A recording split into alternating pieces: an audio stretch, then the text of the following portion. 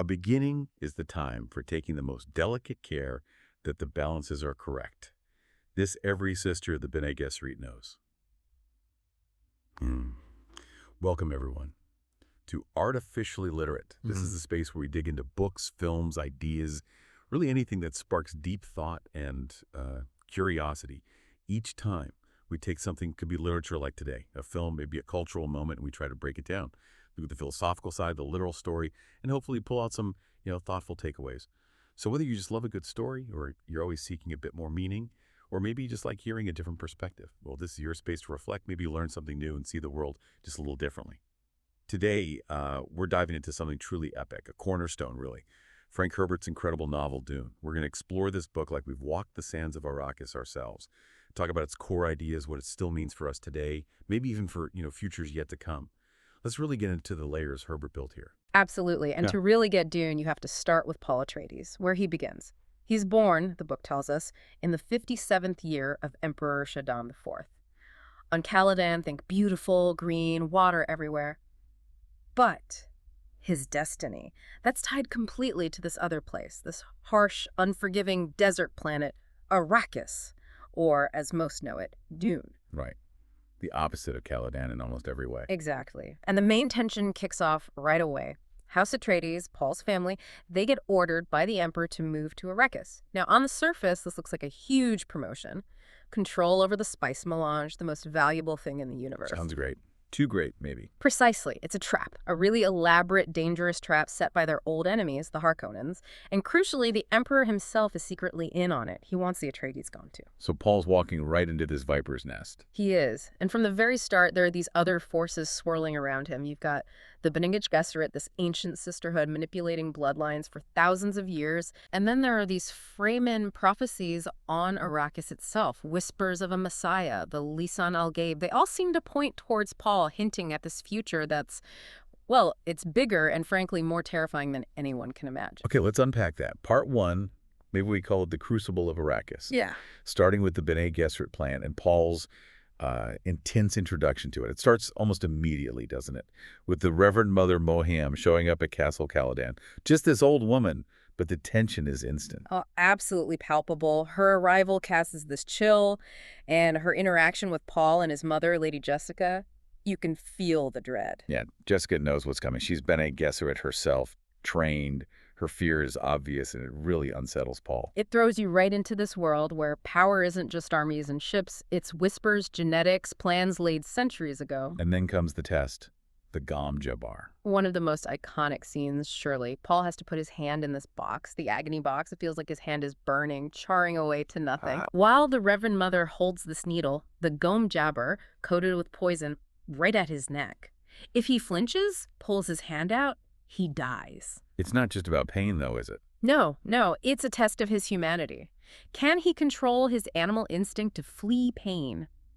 Or is he truly human, capable of overriding that impulse with reason, with will? You really feel it reading it. His throat's dry, the phantom sensation of his hand just going. The Reverend Mother is just watching him coldly, telling him how no woman-child ever endured so much. It's brutal. And then suddenly, it stops. Just stops. He pulls his hand out, shaking, expecting a stump, but it's completely unharmed, not a mark. Wow. What a mind game. But also it shows something about Paul, right? His control. It reveals this incredible inner strength, control way beyond his years. But for the Reverend Mother, it's more specific. Right. This is about the prophecy, isn't it? Yes. Her real goal is to see if Paul might be the one they've been breeding for, the Kwisatz Haderach. The Kwisatz Haderach. Explain that a bit more.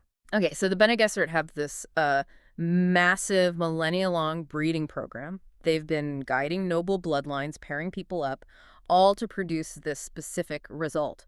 A male Bene Gesserit, essentially. Someone who can do what they can't. Which is? Well, Bene Gesserit Reverend Mothers can access the memories of all their female ancestors. A huge amount of knowledge. But they can't see the male line. There's this void. Okay. And their presence, their ability to see possible futures, isn't perfect either. The Kwisatz Haderach is supposed to be able to bridge space and time, access both male and female ancestral memories, see the future more clearly, occupy that void. He's meant to be, well, the culmination, their ultimate tool for guiding humanity. So she tests Paul, asks about sensing truth. Yes, she asks if he knows instinctively when people believe what they're saying, and Paul says yes, he can. And that's the trigger. That's when she gets really excited. Suspicious? Could he be the one? The timing is right, the lineage. Which brings us to Lady Jessica, Mm-hmm. Paul's mother. Her role in all this is huge and kind of rebellious. It is. She, as a Bene Gesserit, had strict orders. She was supposed to bear Duke Leto only daughters. Like others. For a strategic marriage. A daughter was meant to marry a Harkonnen heir, specifically Feyd-Rautha, uniting these two powerful houses, all part of the Bene Gesserit's long game. But she didn't. No, out of love for Duke Leto, who desperately wanted a son and heir, and maybe, Herbert implies, because she sensed something special, some unique possibility in the son she might conceive, she defied her orders. She gave Leto Paul. That's a massive choice. It throws their whole plan off, doesn't it? Completely off. It sets up this incredible tension right away. Does personal love, does individual choice get to override this grand, centuries-old plan? Duty versus love.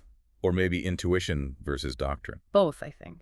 It asks huge questions about free will. Can one person's choice, one act of love or defiance, really change the course of a destiny mapped out for generations? Maybe that defiance is its own kind of destiny. It definitely makes Paul's position unique. He shouldn't even exist, according to the plan.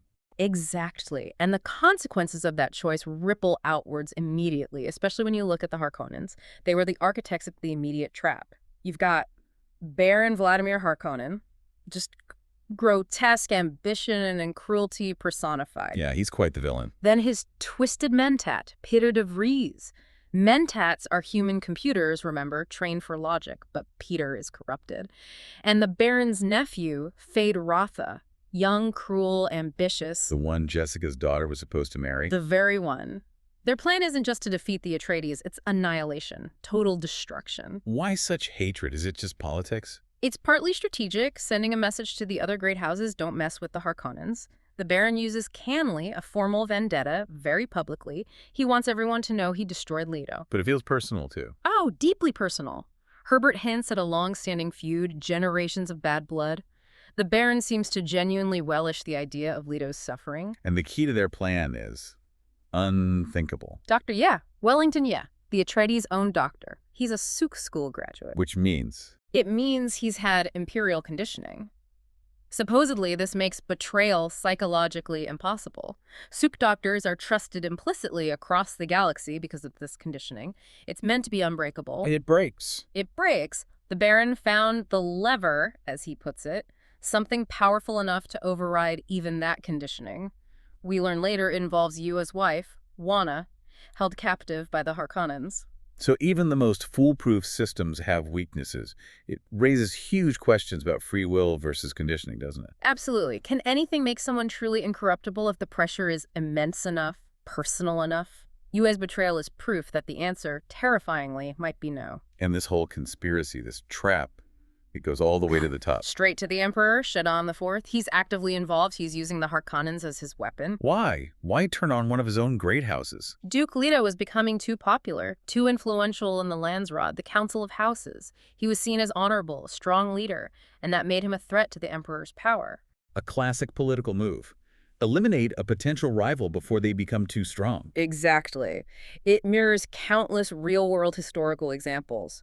Power protecting itself, often ruthlessly, using proxies to keep its hands clean. The Emperor needs the Atreides gone, the Harkonnens are willing, so he facilitates the trap. All playing out on Arrakis, which is like a character itself. Definitely. Arrakis is central, a planet defined by scarcity, especially water. Water is everything there. Yeah. Currency, life, religion almost. Paul and Jessica see it immediately, the extreme water discipline. Still suits, reclaiming every drop of moisture. Wind traps. Underground cisterns. It's a world utterly shaped by the lack of water, a stark contrast to leafy Caladan. And then there are the worms, Shai-Hulud. The giant sandworms, colossal beings hundreds of meters long. They're the guardians, the makers, the ecosystem engineers of Arrakis. And they're tied to the spice, right? Where there is spice, there are worms. Inextricably linked. The spice, melange, is harvested using these huge machines, crawlers, but the vibrations attract the worms. The harvesting is incredibly dangerous. Always. You have spotter aircraft carry-alls ready to lift the crawler to safety the moment worm sign is detected, that ripple in the sand. Get it wrong, and the worm swallows everything. Which leads to a key paradox for warfare on Arrakis. The shield paradox. Personal energy shields, standard military tech everywhere else are worse than useless in the deep desert. Why? They attract the worms, drive them into a killing frenzy. A shielded person in the open desert is basically ringing a dinner bell for a giant sandworm. So Harkonnen troops, used to fighting behind shields, Are incredibly vulnerable. Their standard tactics don't work out there. This gives the native freemen, who don't use shields in the desert and know how to move without attracting worms, a massive strategic advantage. an advantage Duke Leto is trying to understand. He knows it's a trap, right? Oh, he knows. He feels the danger keenly. He's trying to figure out the freemen, trying to win their trust, hoping they're the key to survival. He even has this cynical line about his propaganda corps being excellent, showing he understands the game. But he doesn't grasp the full depth of the trap or the desert power. Not entirely. Not in time. He's still thinking somewhat conventionally, maybe. And the betrayal by Ye that cuts through all his plans. So, part 2. Let's call it Seeds of Rebellion and Transformation, because things change fast after the attack. The fall of House Atreides is swift, brutal. Yu disables the shields, lets the Harkonnen troops in. Duke Leto is captured. But he gets one last act of defiance. Yes. Yeah, in his complex Giltan plan, gives Leto a fake tooth filled with poison gas. Leto tries to use it on Baron Harkonnen when they meet. He fails to kill the Baron, but he takes out Petter de Vries and himself. A final bitter strike. And Paul and Jessica.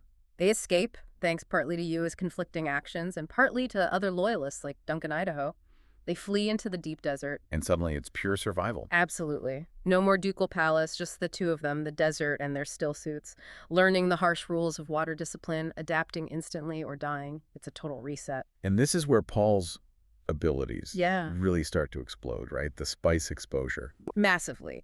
Arrakis is saturated with spice. It's in the air, the food, the recycled water in their suits.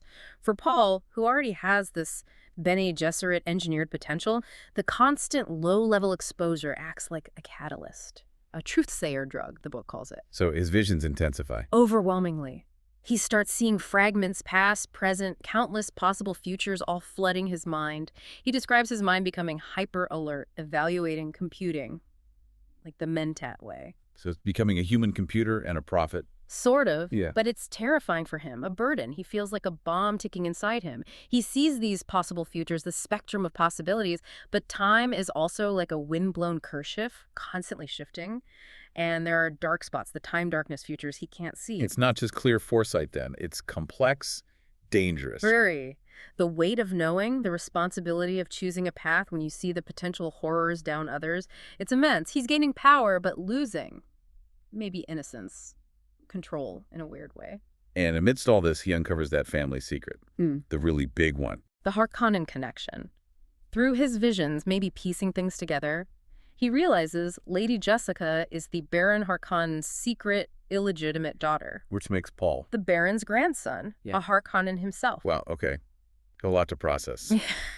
Especially given who the Harkonnens are. It forces this huge internal conflict.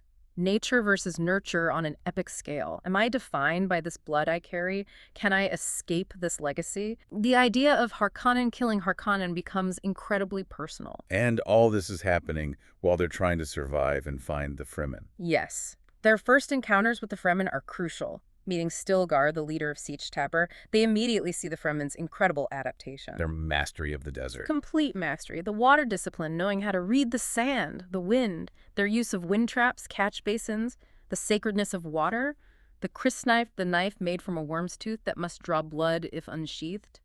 They aren't just surviving, they belong there. But their beliefs are prophecies about a messiah. That's partly engineered, isn't it? It is. This is where the Bene Gesserit's long game comes back in. The Missionaria Protectiva. Explain that again. It's a branch of the Bene Gesserit dedicated to planting myths, legends, prophecies, and primitive cultures across the galaxy. Basically religious engineering. Why? As a safeguard. If a Bene Gesserit ever finds herself stranded on such a world, these pre-planted beliefs, legends of a reverend mother arriving, or a prophet, the Lizan al-Gaib, the voice from the outer world, provide a framework for her to gain influence, protection, even power. So the Freeman faith in Paul as a potential messiah, Yeah. it's partly based on Bene Gesserit manipulation from centuries ago? Yes. It raises serious ethical questions, doesn't it? Using faith as a tool for control. exploiting genuine belief for political ends. It's a cynical but effective long-term strategy. And Paul steps into this role. He gets integrated. He does. He's accepted into Stilgar's Siege. He takes the name Usul, meaning base of the pillar, a sign of strength. And then there's the fight with Jameis. The Tahati Challenge. A formal duel to the death. Jameis challenges Paul's place among them. Paul has never killed anyone like this face-to-face. He's reluctant, tries to avoid it. But he can't. Fremen custom demands it. Right. He has to fight, and he has to kill Jameis. It's a brutal rite of passage, forcing him to accept the harsh realities of Fremen life.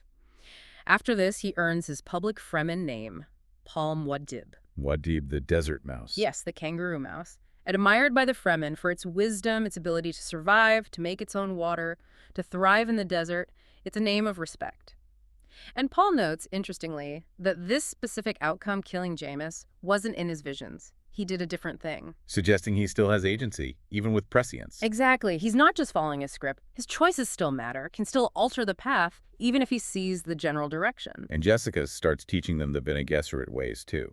Yes, the weirding way of combat. It's not just fighting skill. It's described as psychokinesthetic training, using mind and body in perfect sync, incredible speed, precision, almost like a martial art combined with focused mental discipline. Making the Fremen even more dangerous. Exponentially more.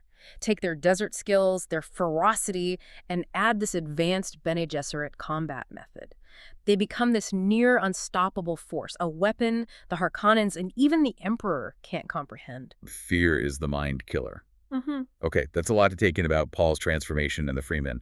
If you're finding this deep dive into Dune fascinating, just a quick reminder to follow Artificially Literate wherever you get your podcasts, Apple Podcasts, Spotify, YouTube. That way you won't miss future explorations. All right, there's still the ecological side of Arrakis to uncover. Right, because there's this whole other layer, this hidden dream driving the Fremen, personified by Dr. Liet Kynes. He was the imperial planetologist, the judge of the changeover. But secretly, he was Fremen, their leader, really, before Stilgar fully emerged. And he carried the dream passed down from his father, terraforming Arrakis. Turning the desert green. Exactly. Not just surviving the desert, but transforming it. A centuries-long plan, using carefully planted grasses, manipulating the water cycle, building catch basins, wind traps, using man as a constructive ecological force to create an Eden. That's incredible. While the Empire just sees it as a source of spice, the Fremen have this 500-year plan for ecological transformation. It shows their deep connection to the planet, their long-term thinking. Their technology isn't about big machines like the Harkonnens use. It's about understanding and working with the ecosystem. The stillsuit is the ultimate example. Perfect recycling, perfect adaptation. And this links back to the worms and spice again, doesn't it? The whole life cycle. Absolutely crucial. The spice these huge explosions of spice and sand happen when a buildup of the pre-spice mass underground mixes with water. This reaction creates little makers, stunted worms, which then grow into the giant sandworms, Shai-Hulud. And water is poison to the big worms. Yes, but it's essential for the first stage of the cycle. And the water of life, that potent drug the Bene Gesserit Reverend Mothers use. Yeah. That's the bile drowned from one of these little makers. A highly concentrated form of the spice essence, incredibly dangerous, but unlocks full ancestral memory in those who can survive it. So the worms, the spice, the water, the Fremen dream, the Bene Gesserit needs.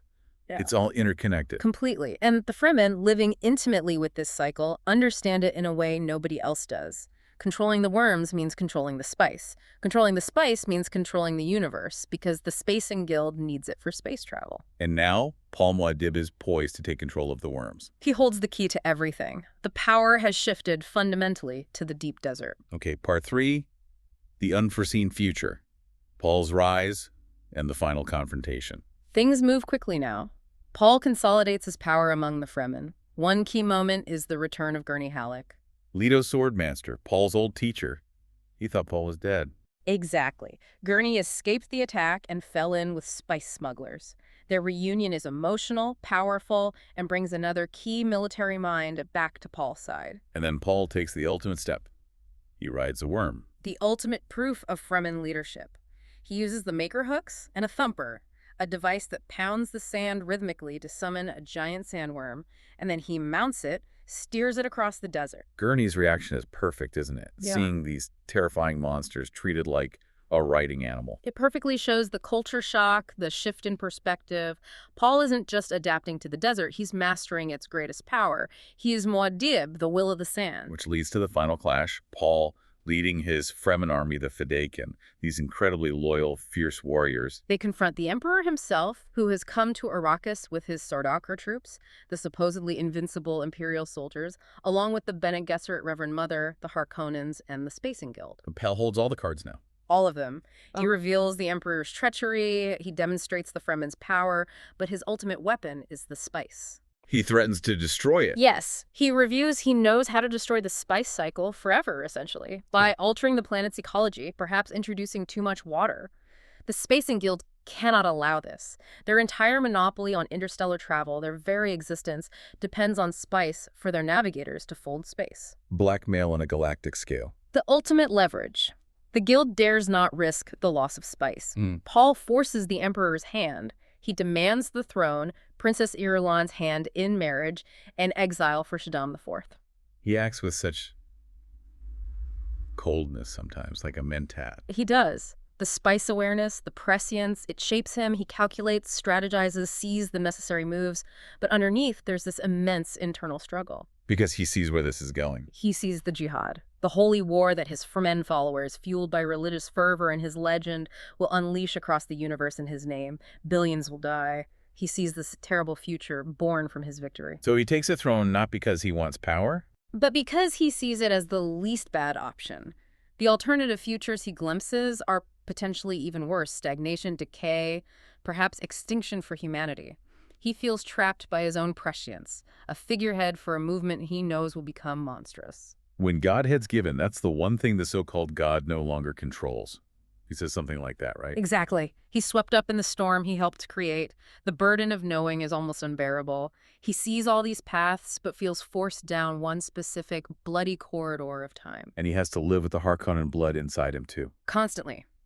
Acknowledging it, fighting against what it might represent, trying to prove that choice, not ancestry, defines him. Which makes his decision about marriage even colder, marrying Irulan for politics. While his heart belongs to Chani, his Fremen concubine, the mother of his first son, it's pure statecraft, securing the throne, legitimizing his rule.